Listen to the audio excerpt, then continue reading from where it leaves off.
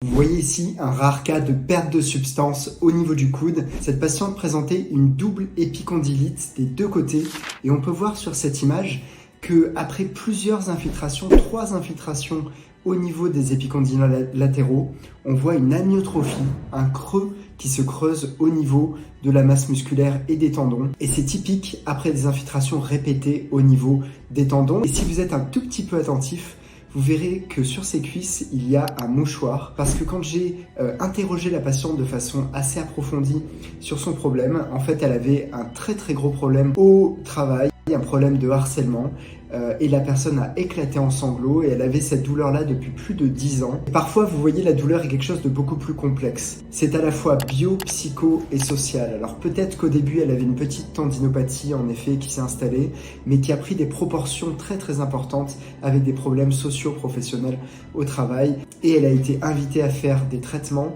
qui finalement ne répondaient pas vraiment à sa problématique et elle n'a jamais été vraiment écoutée. Donc avant de faire des gestes invasifs comme des infiltrations, prenons le soin de bien écouter nos patients, d'aller chercher vraiment les problèmes là où ils sont.